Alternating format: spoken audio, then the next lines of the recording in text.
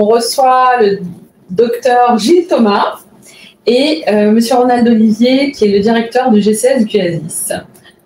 Bonjour messieurs. Bonjour. Bonjour madame. Alors, on va parler un petit peu de e-santé aujourd'hui. Et merci d'être venu, merci d'être là pour nous accompagner, pour nous donner un petit peu quelques éléments de réponse. Alors, on va commencer par le docteur Gilles Thomas qui va nous parler de l'identivigilance. On commence par l'identivigilance parce que c'est la base. C'est être sûr qu'on s'adresse au bon patient et qu'on va lui donner le bon traitement, la bonne intervention du bon côté. C'est quand même la base de ce qu'on est en train de faire et la base de toute la e-santé. C'est une brique obligatoire et, qui s'appuie sur un certain nombre de traits, d'éléments d'identité. C'est-à-dire des critères. Des critères qui sont donc de 5, le nom, le prénom, les prénoms, la date de naissance, le sexe et le lieu de naissance. Et qui va être complété par des traits qu'on appelle complémentaires. Les traits stricts sont des traits qu'on a à la naissance et qu'on garde toute sa vie. D'accord. Les traits complémentaires sont des traits qui peuvent varier, comme l'adresse postale ou non. Oui aussi, oui, tout à fait. Donc, ces traits, enfin, dans l'identivigilance, donc c'est les procédures qui permettent de recueillir ces traits dans de bonnes conditions, d'être sûr que, comme je vous l'ai dit, on s'adresse au bon patient. Et on distingue donc deux types d'identivigilance, deux grands domaines de l'identivigilance. L'identivigilance primaire, qui est le recueil des traits d'identité. C'est ce que fait votre médecin quand vous allez chez lui pour la première fois. C'est ce qu'on fait, c'est ce que font les employés voilà, par exemple, en fait, bonjour madame, monsieur, votre nom, votre date de naissance, prénom. Exactement. Voilà. Et puis l'identivigilance secondaire, ça c'est tout au long du parcours de soins. Alors ça peut être énervant un peu pour le commun des mortels quand on vous demande 3 fois ou 10 fois dans la journée comment vous appelez, mais ça fait partie des procédures, c'est obligatoire. Et la personne qui va distribuer le repas n'est pas la même que celle qui distribue les médicaments, et c'est pas la même que le brancardier qui vous emmène au bloc. Et à chaque fois, il y a cette nécessité de vérifier. C'est pas parce qu'on ne se souvient pas de votre nom, c'est tout simplement une procédure de sécurité pour pas avoir de problème pendant son séjour. Oui, parce qu'en fait, c'est ce qui explique aussi le petit bracelet qu'on a quand on va à l'hôpital. Voilà. Donc en fait, il y a votre nom, prénom, votre sexe, votre date de naissance sur ce bracelet. Le bracelet fait partie des procédures de l'identivigilance. D'accord. Pour que tout au long de la chaîne du soin, on s'assure que nous avons affaire à la bonne personne. Pas, par exemple, qu'on retrouve au bloc la mauvaise personne, par exemple. Voilà, ou dans la mauvaise salle de bloc. Parce que ici, sur Cayenne, c'est peut-être une petite structure, mais c'est vrai que sur des très grosses structures, ça pourrait arriver. Il n'y a pas que les très grosses structures qui ont des problèmes. Et des erreurs. Alors, il n'y a pas que des erreurs qui tuent les gens. Oui, tout à fait. Heureusement. Le mauvais repas qui donne une diabétique. Il y a plein de choses, de petits incidents dans le parcours de soins comme ça qui sont liés à des erreurs d'identité. Et l'identivigilance vise à réduire au maximum ce genre de problème. D'accord. Alors, cette identivigilance a été récemment renforcée par l'utilisation de quelque chose qu'on appelle l'INS, l'identité nationale de santé. Oui. Avant, dans chaque structure ou chez chaque médecin, vous aviez votre identité et un numéro d'ordre, un numéro de dossier. Numéro de dossier, oui. Et cette identité pouvait très bien varier d'un endroit à un autre. Imaginez que le radiologue écrit sur votre dossier votre nom de famille. À l'hôpital, on marque votre nom de naissance. Oui, donc c'était pas le même dossier. En fait. Et on se retrouve avec deux dossiers différents, mais qui appartiennent en fait à la même personne, avec une perte de données qui peut être importante. Le médecin, le deuxième n'a pas accès aux données du premier, puisque l'identité n'a pas été saisie de la même façon. Tout à fait. L'INS, c'est une identité qui n'est plus cette fois locale, mais une identité nationale. D'accord. Donc là, vraiment, où qu'on aille, en fait, avec ce numéro, cette INS, on peut retrouver On retrouve exactement les mêmes traits d'identité. D'accord.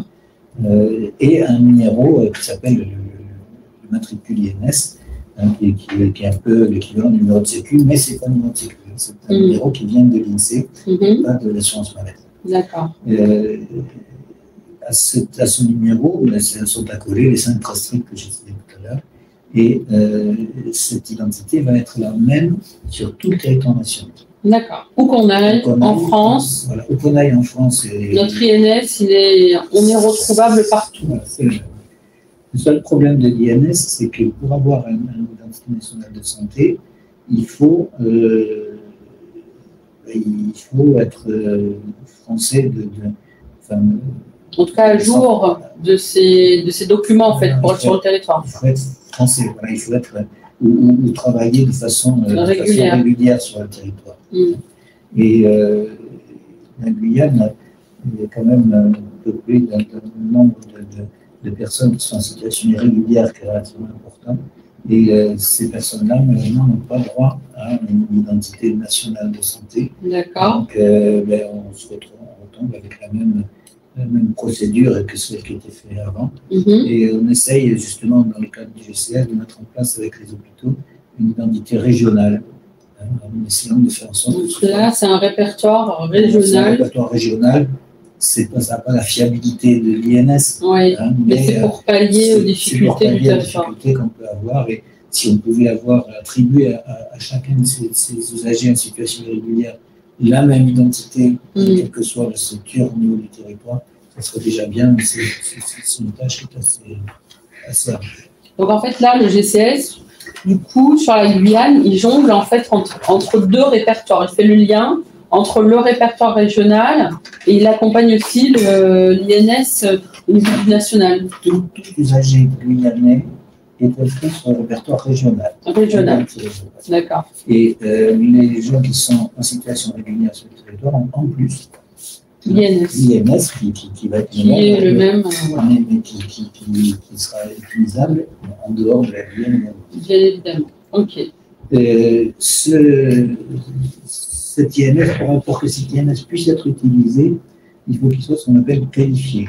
C'est-à-dire qu'il faut qu'il soit issu des bases nationales, hein, c'est-à-dire qu'il y a tous les services auxquels les médecins ou les bureaux des entrées se connectent pour récupérer ce trait d'identité, puis les services INSI, qui est géré par l'assurance maladie.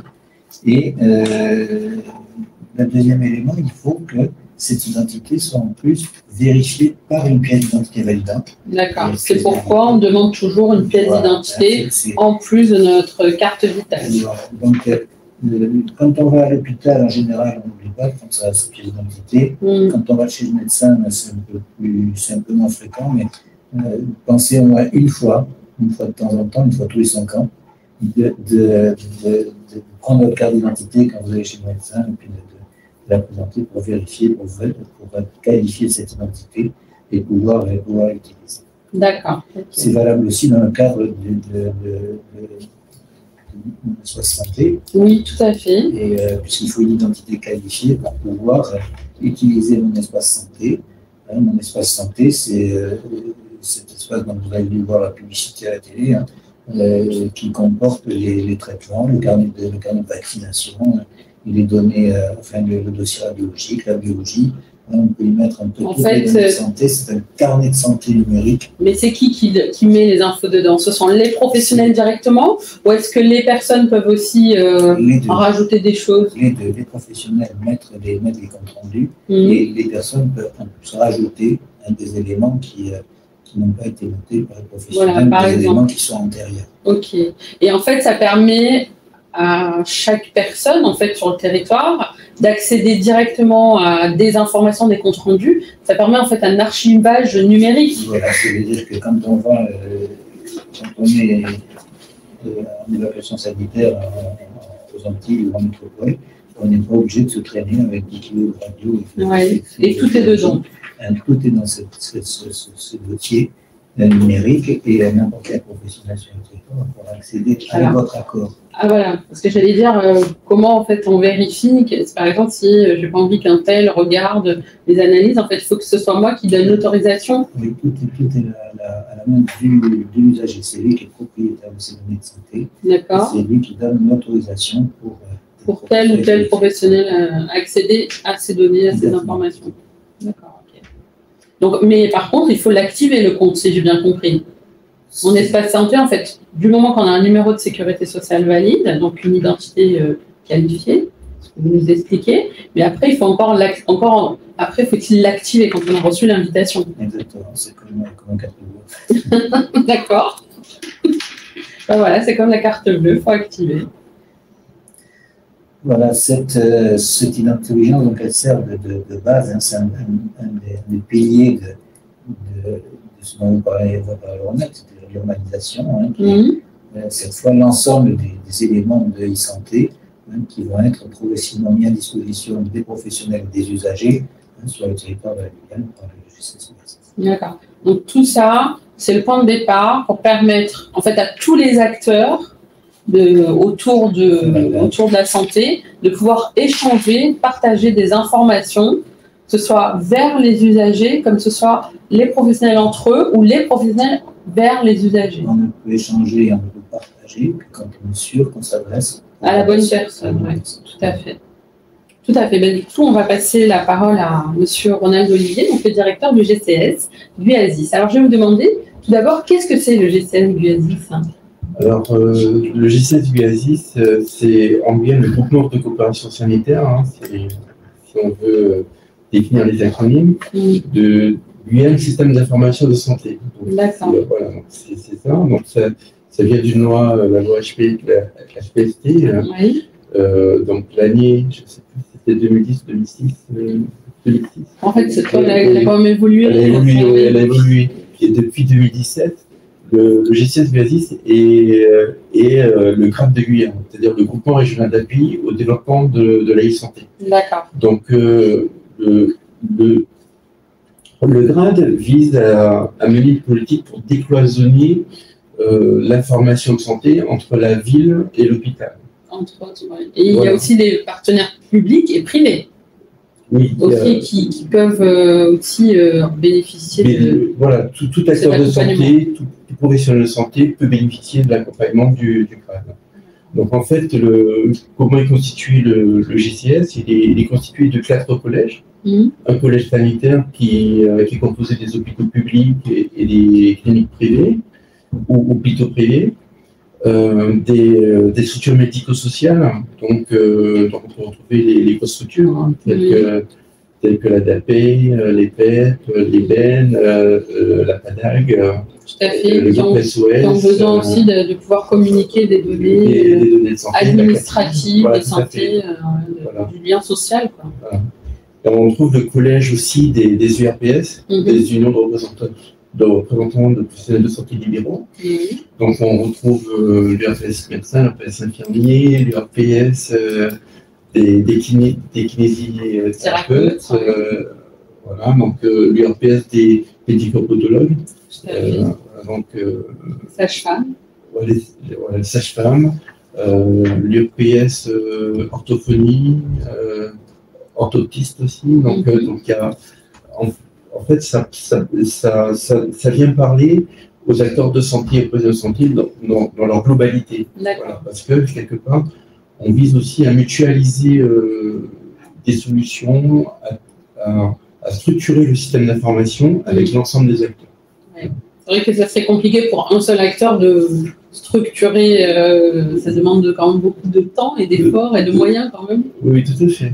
Et je ne vais pas oublier aussi les réseaux de santé. Oui, voilà, tout à fait, ouais. Donc, parmi les réseaux de santé, pour le commun des personnes qui nous écoutent, on peut retrouver les réseaux autour de la personne âgée, la Maya, oui. Périnate aussi. Le périnate, pour l'enfance vulnérable, tout ce qui tourne autour de la grossesse difficile aussi, voilà. le groupe Kikiwi, Kikiwi, pour les personnes vivant avec le VIH. Oui, ou pour toutes les pathologies sexuellement transmissibles, je pense. Oui, aussi. Et on a aussi le réseau Onco.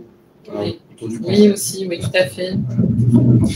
Donc, le GCS, on travaille justement à décloisonner tout ce système d'information avec l'ensemble des professionnels.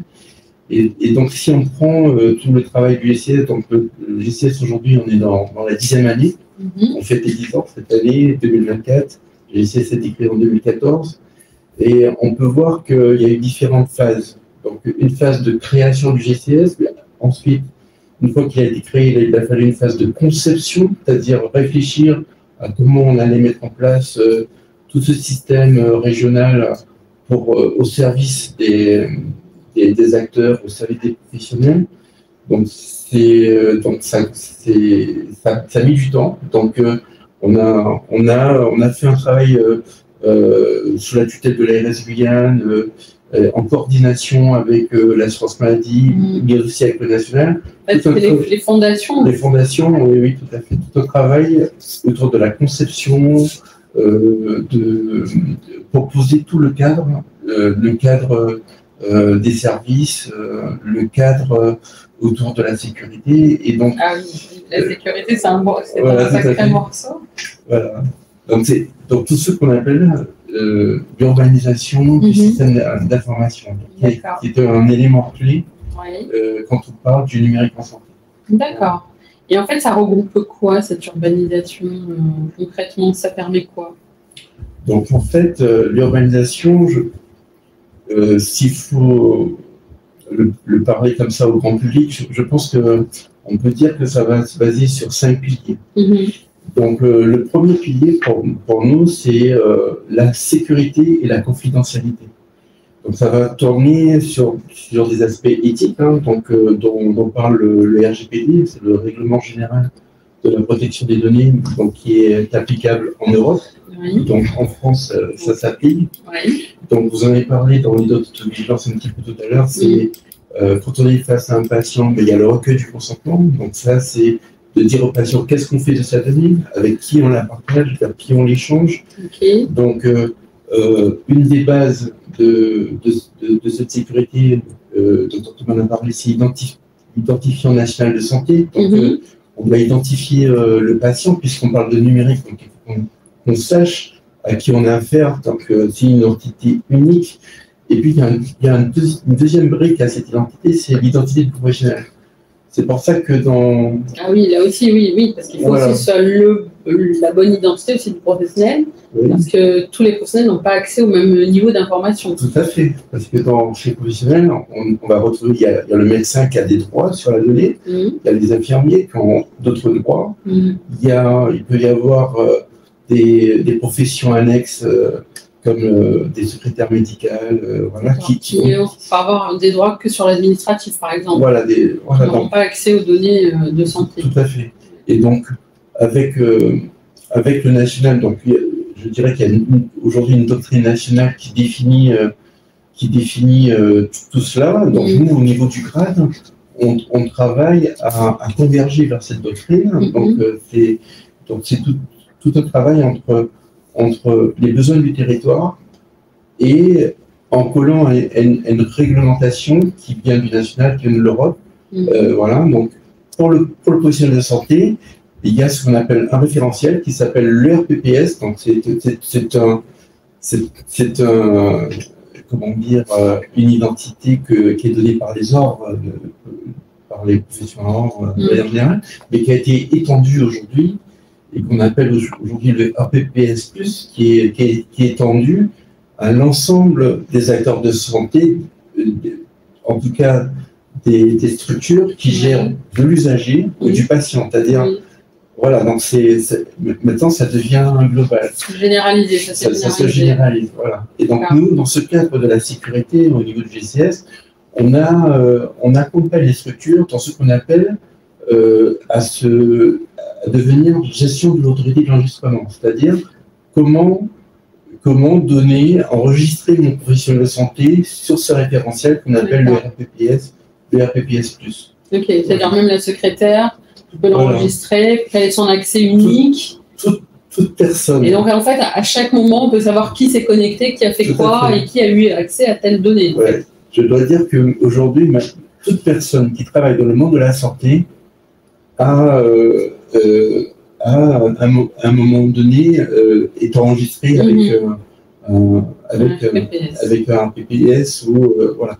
Et pour la partie administrative ou la partie établissement, il y a d'autres, il y a un même type d'identifiant qu'on appelle via des cartes, on appelle des cartes CPA ou des cartes CPE, mais en fait, tout individu qui travaille dans le monde de la santé doit être identifié. Oui. Voilà. Et là, cette carte, en fait, il faut qu'il mette son code. C'est comme une carte bleue, là encore. Voilà. Et s'il ne rentre pas le code, en fait, il n'a pas l'accès. Oui, tout à fait. Donc pour nous, c'est la sécurité, la confidentialité des données. Quand on travaille dans le numérique en santé, c'est un aspect crucial de l'urbanisation du système d'information. C'est vraiment à la conception, c'est-à-dire dès qu'on réfléchit à mettre en place même une infirmière ou un docteur ou un médecin qui veut mettre en place un logiciel, il doit réfléchir à tous ces aspects-là. Est-ce que mon logiciel me permet de me connecter au téléservice INSI pour le patient? Est-ce que j'ai bien mon lecteur de carte qui me permet de m'identifier, ou j'ai ma ICPS sur mon portable qui me permet de certifier que je suis la bonne personne qui peut accéder à ces données ou qui peut échanger vers mon espace santé, parce que maintenant avec mon espace santé, le praticien ou l'infirmier a la possibilité, grâce à l'INS, d'envoyer un message au patient ou le compte rendu de l'infirmier sur mon espace santé, sécurisé, mais c'est via l'INS. C'est un matricule identifiant INS, @monespacesanté.fr, et ça arrive sur l'identité du patient. Sur l'espace du patient. L'espace du patient. Et ça évite en fait l'envoi de mails qui pourraient être piratés, où on pourrait récupérer des informations personnelles. Tout à fait, c'est-à-dire que il faut que toute personne, c'est-à-dire toute personne qui est dans la santé, en plus avec les menaces qu'on connaît au niveau aujourd'hui, donc tout à l'heure, vous parliez de souveraineté de la santé. Donc tout ça est aussi un moyen de ne pas diffuser de l'information de la donnée dans une messagerie lambda. C'est-à-dire